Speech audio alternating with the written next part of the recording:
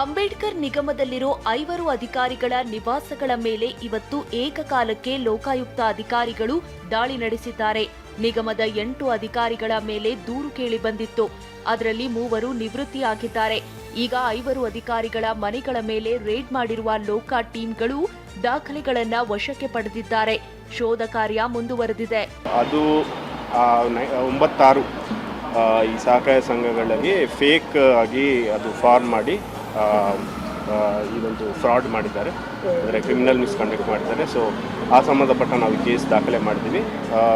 3 ಕೋಟಿ 4 ಕೋಟಿ ಮೇಲೆ ಇದು ಮನಿ ಮಿಸ್ ಹ್ಯಾಂಡಲ್ ಆಗಿದೆ. ಈ ಸಂಬಂಧಪಟ್ಟ ನಾವು ಕೇಸ್ ದಾಖಲಾದ ನಂತರ ನಾವು ವಾರೆಂಟ್ ತಗೊಂಡು, ಕೋರ್ಟಿಂದ ವಾರೆಂಟ್ ತಗೊಂಡು ಈ ಆಫೀಸಸ್ಸು ಮತ್ತು ರೆಸಿಡೆನ್ಸಸ್ಸು ಸರ್ಚ್ ಮಾಡ್ತಾ ಇದ್ವಿ. ಮಾಜಿ ಸಂಸದ ಡಿಕೆ ಸುರೇಶ್ ಹೆಸರಲ್ಲಿ ಚಿನ್ನ ವಂಚನೆ ಪ್ರಕರಣದಲ್ಲಿ ನಟ ಧರ್ಮನಿಗೆ ಮತ್ತೆ ಸಂಕಷ್ಟ ಎದುರಾಗುವ ಸಾಧ್ಯತೆ ಇದೆ. ವಾಯ್ಸ್ ಸ್ಯಾಂಪಲ್ಗೆ ಅನುಮತಿ ಕೋರಿ ಸಿಐಡಿ ಅಧಿಕಾರಿಗಳು ಕೋರ್ಟ್ಗೆ ಮನವಿ ಮಾಡಿದ್ದಾರೆ. ಡಿಕೆ ಸುರೇಶ್ ರೀತಿ ಮಿಮಿಕ್ರಿ ಮಾಡಿದ್ದ ಆರೋಪ ಧರ್ಮನ ಮೇಲಿದೆ. ಸದ್ಯ ತನ್ನ ವಿರುದ್ಧದ ತನಿಖೆಗೆ ನಟ ಧರ್ಮ ಸ್ಟೇ ತಂದಿದ್ದರು.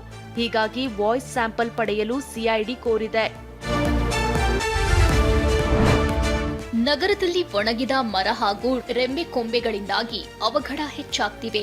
ಹೀಗಾಗಿ ಜಿಬಿಎ ನವೆಂಬರ್ 20ರಿಂದ 5 ಪಾಲಿಕೆಗಳ ವ್ಯಾಪ್ತಿಯಲ್ಲಿ ಅಪಾಯಕಾರಿ ಮರಗಳ ಗಣತಿ ಮಾಡುತ್ತಿದೆ. ಕಳೆದ 15 ದಿನದಲ್ಲಿ ಸುಮಾರು 1146 ಅಪಾಯಕಾರಿ ಮರ ಪತ್ತೆ ಮಾಡಲಾಗಿದೆ. ಕಾಂಕ್ರೀಟ್ ರಸ್ತೆ, ಕಾಲುವೆ, ಕಟ್ಟಡ ನಿರ್ಮಾಣ ಸೇರಿದಂತೆ ನಗರೀಕರಣದಿಂದ ಮರಗಳಿಗೆ ಕುತ್ತು ಬಂದಿದೆ. ಜನವರಿ ಅಂತ್ಯಕ್ಕೆ ಒಟ್ಟು ಅಪಾಯಕಾರಿ ಮರಗಳ ಬಗ್ಗೆ ಪೂರ್ಣ ಚಿತ್ರಣ ಸಿಗಲಿದೆ. ಅಬಕಾರಿ ಲೈಸೆನ್ಸ್ಗಳ ಹರಾಜಿಗೆ ಅವಕಾಶ ಕಲ್ಪಿಸುವ ತಿದ್ದುಪಡಿಗೆ ಹೈಕೋರ್ಟ್ ಮಧ್ಯಂತರ ತಡೆ ಕೊಟ್ಟಿದೆ. ಕರ್ನಾಟಕ ಅಬಕಾರಿ ತಿದ್ದುಪಡಿ ನಿಯಮಗಳ ವಿರುದ್ಧ wine merchant association S Guruswamy ಮತ್ತಿತರರು ರಿಟ್ ಸಲ್ಲಿಸಿದ್ರು. ಕಾಯ್ದೆಯಲ್ಲಿಲ್ಲದ ಷರತ್ತುಗಳನ್ನು ಇದರಲ್ಲಿ ಸೇರಿಸಲಾಗಿದೆ. ಲೈಸೆನ್ಸ್ ನವೀಕರಿಸುವ ಅವಕಾಶ ನಿರಾಕರಿಸಲಾಗಿದೆ ಎಂದು ವಾದ ಮಂಡಿಸಿದ್ರು. ಇದೀಗ ಹೈಕೋರ್ಟ್ ತಿದ್ದುಪಡಿ ವಿಧೇಯಕಕ್ಕೆ ತಡೆ ಕೊಟ್ಟಿದೆ. ಡಿಸೆಂಬರ್ 12ಕ್ಕೆ ವಿಚಾರಣೆ ಮುಂದೂಡಿದೆ. ಕರ್ನಾಟಕದ ಕನ್ನಡಿಗರ ನೆಚ್ಚಿನ ಸುದ್ದಿವಾಹಿನಿ ಟಿವಿ9 ಕನ್ನಡಕ್ಕೆ ಇಂದು ಹುಟ್ಟುಹಬ್ಬ. 19 ವಸಂತಗಳನ್ನ ಟಿವಿ9 ಕನ್ನಡ ಅರ್ಥಪೂರ್ಣವಾಗಿ ಪೂರೈಸಿದೆ. ಉತ್ತಮ ಸಮಾಜಕ್ಕಾಗಿ ಧ್ಯೇಯವಾಕ್ಯದಡಿ 19 ವರ್ಷಗಳ ಹಿಂದೆ ಆರಂಭವಾದ ಟಿವಿ9 ಕನ್ನಡ ಇವತ್ತಿಗೂ ಕನ್ನಡಿಗರ ಮೊದಲ ಆಯ್ಕೆ.